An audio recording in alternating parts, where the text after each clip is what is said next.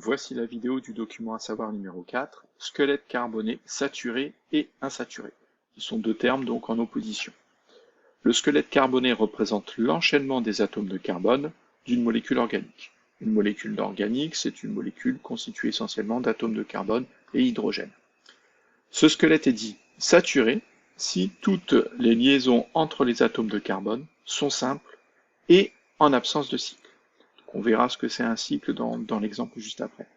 Mais ce qui est important, c'est qu'il faut qu'il y ait donc que des liaisons simples entre les atomes de carbone, et j'insiste bien sur le entre les atomes de carbone, ou en absence de cycle entre les atomes de carbone.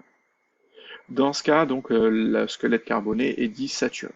Mais sinon, il sera dit insaturé. Ça signifie si finalement il y a présence de liaisons multiples, de liaisons doubles ou de liaisons triples entre atomes de carbone, alors le squelette sera dit insaturé. Ou s'il y a présence d'un ou plusieurs cycles d'atomes de carbone, alors le squelette sera dit insaturé. Voici quelques exemples. Je vais partir sur un exercice, l'exercice 5, et on ne va pas faire cet exercice 5, c'est juste les molécules qui sont présentes. On va essayer de savoir si elles sont saturées ou insaturées. Donc si le squelette carboné de ces molécules est saturé ou insaturé. Donc la première molécule, et on va partir sur la formule semi-développée, même si on a la formule topologique, on fera le lien entre les deux. Donc là, je vois qu'il y a une chaîne, le squelette carboné, il est ici horizontal, et il n'y a que des liaisons simples entre les atomes de carbone, donc ce squelette carboné est saturé.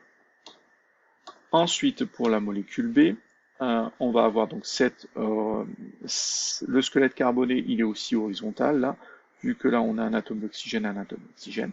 Le squelette carboné, donc ce sont les atomes qui sont alignés horizontalement. Ce n'est pas toujours le cas, hein, attention. Et je vois qu'il existe une double liaison entre deux atomes de carbone, donc ce squelette carboné est insaturé. Ensuite, la molécule suivante, on le voit ici, on voit la présence d'un cycle, c'est-à-dire finalement les atomes sont accrochés entre eux de façon à faire ce qu'on appelle un cycle, c'est-à-dire accrocher les uns aux autres pour former une boucle. Et donc, vu qu'on a un cycle, eh bien, le squelette carboné présentant un cycle est un squelette carboné insaturé. Et la dernière molécule présente un squelette carboné aussi insaturé parce qu'il y a une liaison double carbone-carbone.